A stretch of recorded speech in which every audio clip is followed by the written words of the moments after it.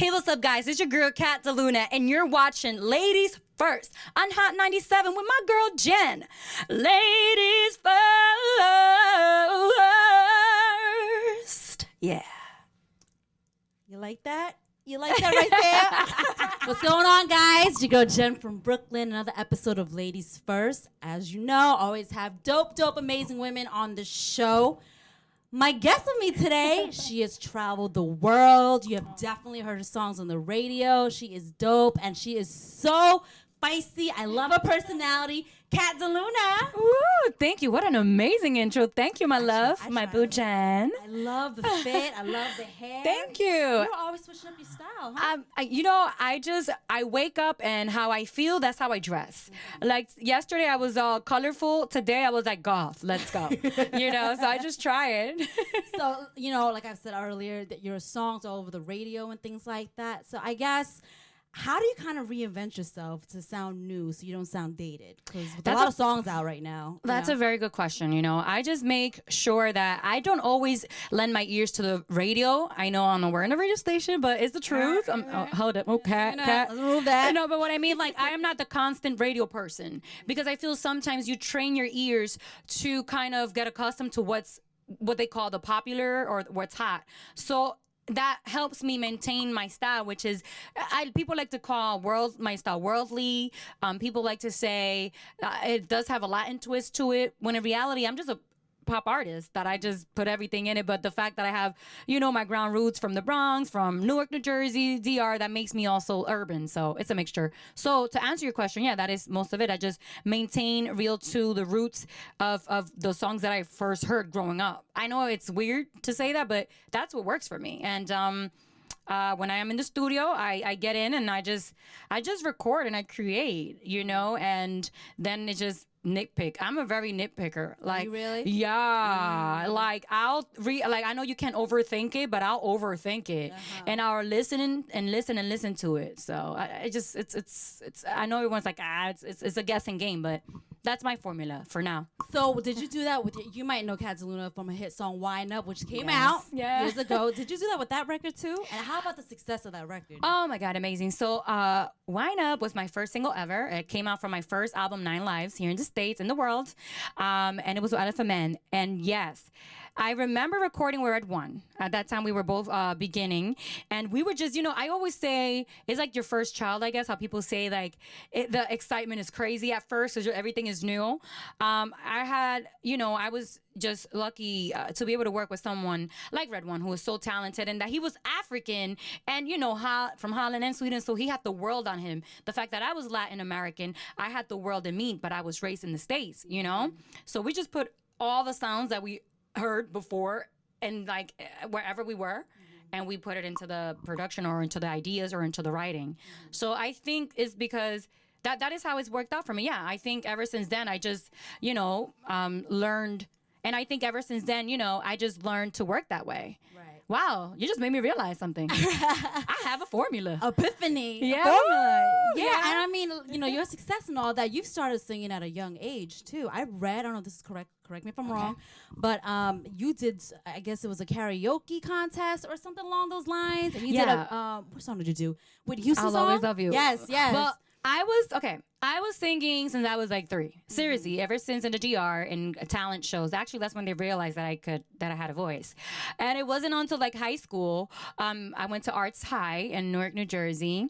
Leading up to high school. I was in kiddie televisions and performances, but it wasn't until then that I said, this is not that I always knew what I wanted to do, but I said, this is what I'm gonna do. So it was like while in high school, I kind of like micromanaged myself to be an artist. Yeah. So I didn't go to the parties, but I stood in. Oh, okay. But yeah, I started very young, and because of that, I feel that's why I knew that this is what I always wanted to do. But at the same time, I feel like I was born for it. That's another conversation. But to say it's very important for me, I feel like artists, as artists, we have to know, and just as socialists and radio personalities, we have to know that the reason why we get fans is not to say, oh my God, I'm popular. No. Right. It's just to literally use your platform as a way to help people or to influence people or to show people, hey, I did it, you could too. Because nothing was handed to me, and it still is not being handed to me. Like, I work hard. And I love that. You know, a lot of people, sometimes they think it's an overnight success. No. A ton of work that goes behind it, years even before you pop off. And let me tell you, my situation is a very interesting one where I came out like literally like maybe 9 years ago professionally. People think it's longer, but no. And I had amazing success, and I was able to travel the world, and I still am, and tour and do so many amazing things. But then I kind of had a little break. Some people continue and continue and continue. But the fact that I had a little break, I was able to somehow still maintain myself as a new artist in certain places and be able to have how you're saying, revamp myself, when in reality is really not, because I came out when I was like 17, 18. So it's like, I'm just showing myself again. And so what I'm trying to say is that my situation is a very fun and lucky one, I would like to say, because it's a very hard. Let me tell you something. It's rough. I could imagine. Especially as a woman, especially as a Latino American. And when I came out, you know, I feel like music was not where it's at now. I feel like I was one of the few people that were able to influence that whole pop before EDM was out, you know, like that whole pop, Latin, and then urban sound, you know. So it's been a whirlwind. I could imagine. Yeah. And honestly, I got to ask you, do you feel like people might have underrated you as a singer as you came out too? Because a lot of the times when you have singers out there who do dance records, which is something you do a lot of, right? Yes, I do. They think you can't really sing, or you know, you're just a one-stop shop kind of deal. So yes. Have you ever felt that way?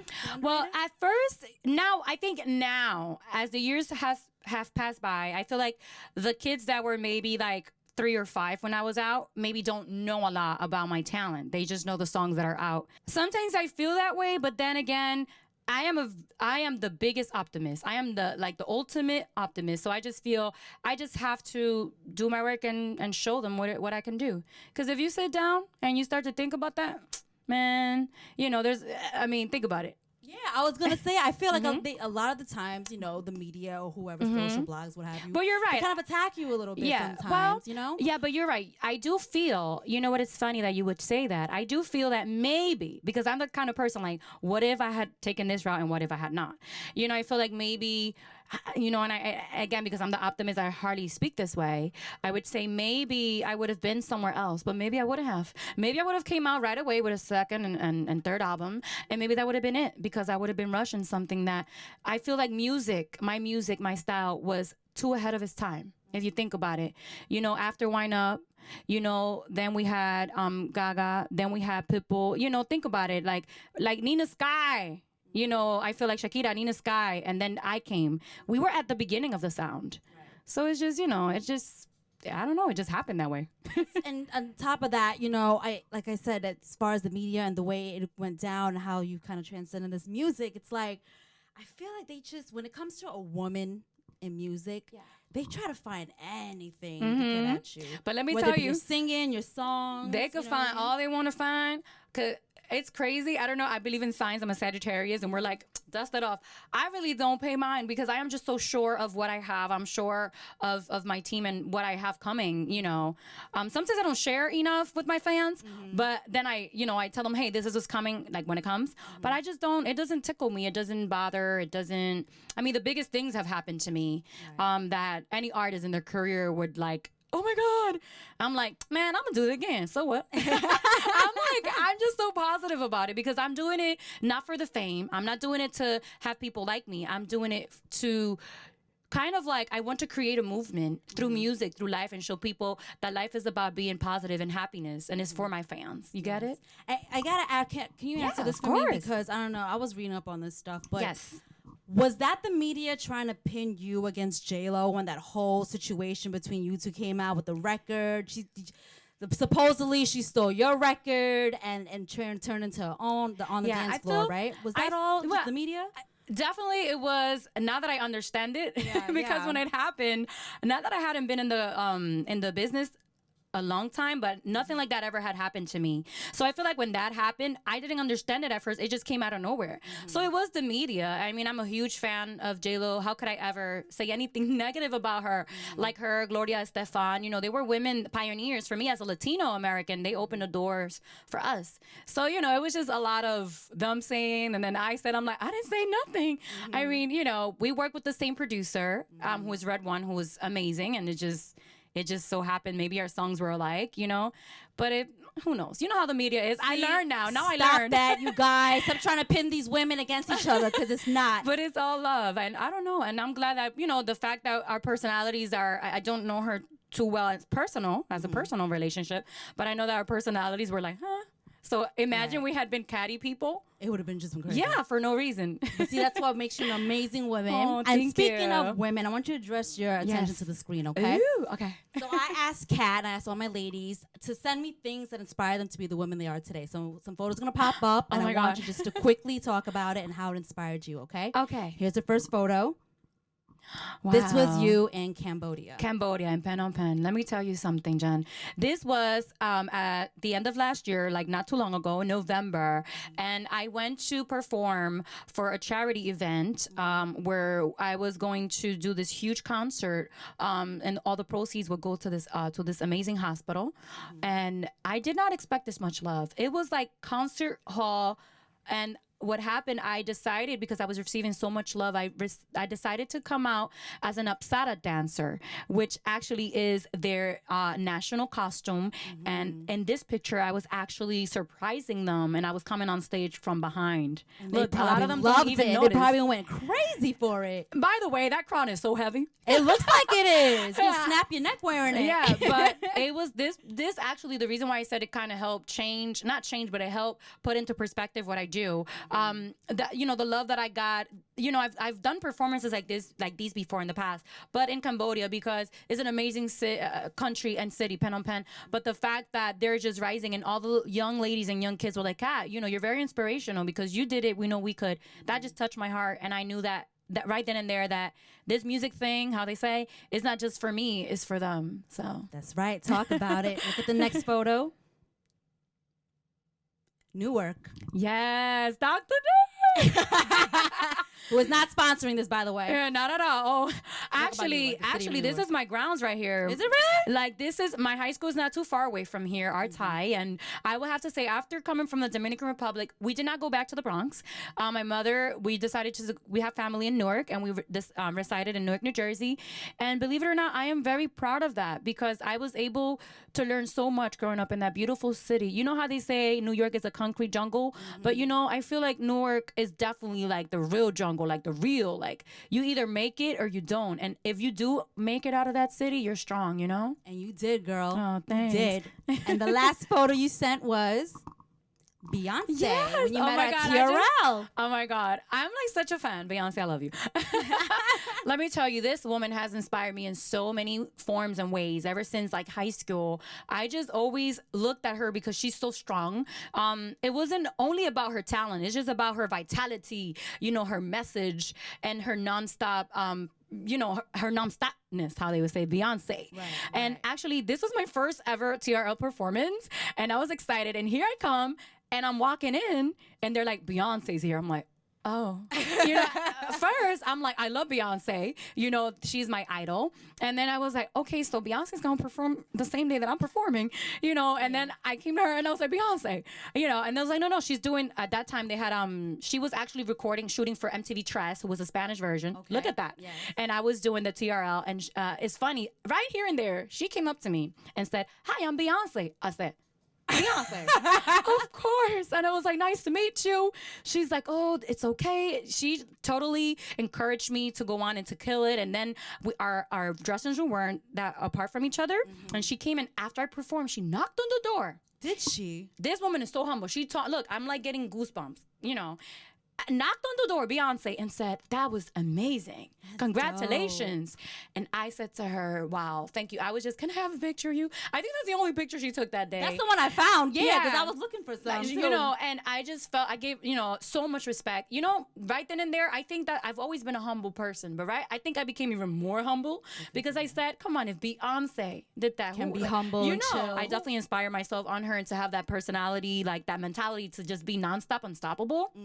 Definitely, I would take some from Beyonce. I would say that's what Queen Bee does to you, right? Yes. Well, you're going to get there. Trust me, Thank Kat. you. You're amazing. Thank you. And You Kat, too. now I'm going to ask you to take part in a game that I do here. It's Okay. called This or That. This or That with Kat. It's kind of cute. Okay, this or that. So it's not rocket science. So you can see two images pop up on the screen, okay? Okay. So it could be, I don't know, shoes or sneakers. If you like shoes, just say shoes.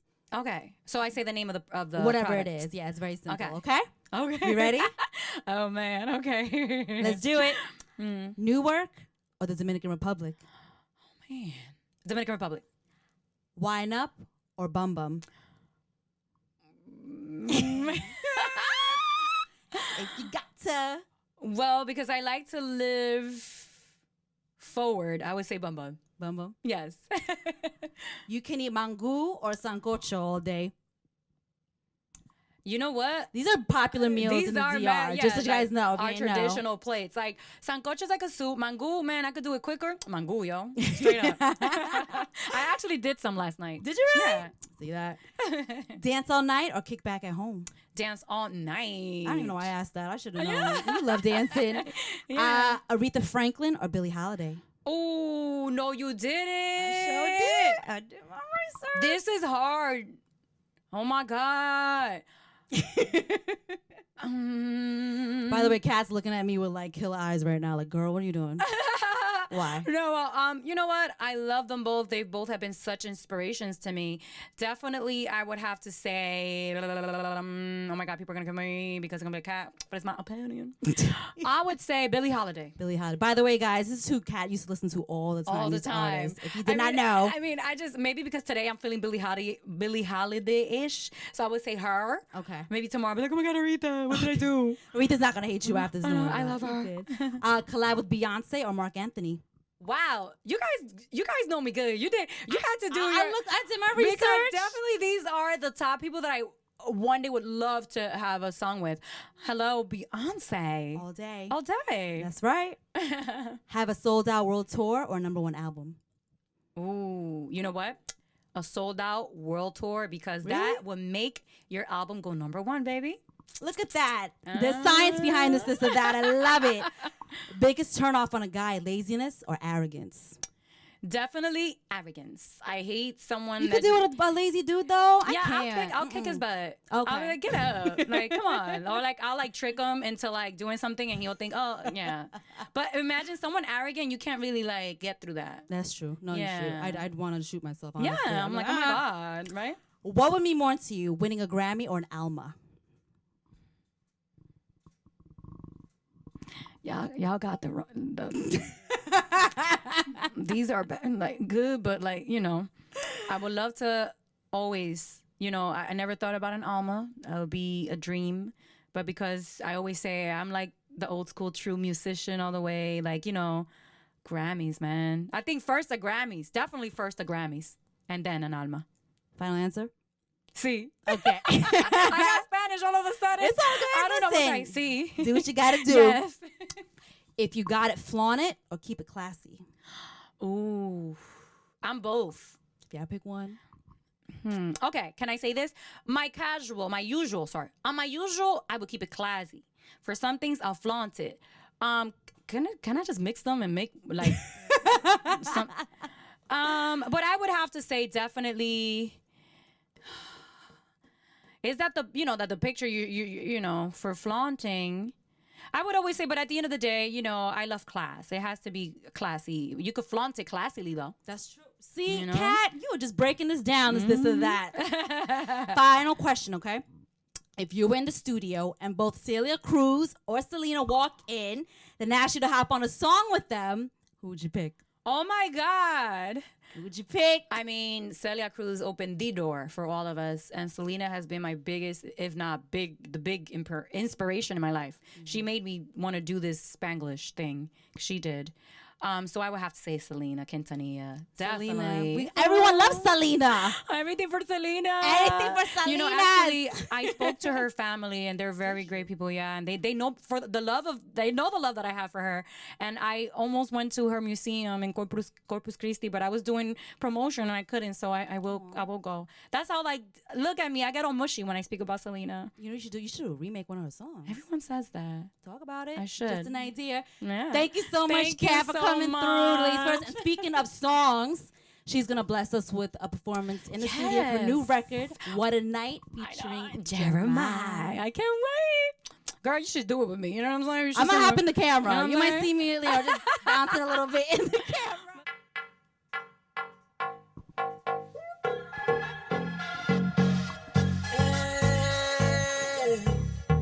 Everybody knows it. Yup, I'm that chick. I'm the one that you bring home to mama. Now let me tell you this real quick. If these girls ain't for you, this chick is loyal. I'll do anything for you. Tell me what you want. I'm the one that's gonna ride for a real one. All night, oh what a night. Got my man with me tonight. And tonight we gon' party like it's 1999. Yeah. And we gon' bring love back to the club. And we gon' bring love to the club. Oh, what a night. Oh, what a night. Oh, what a night. Yes, Kat. Go, girl. That's like a summer anthem. Thank you. That's something I want to play with if I had a drop top.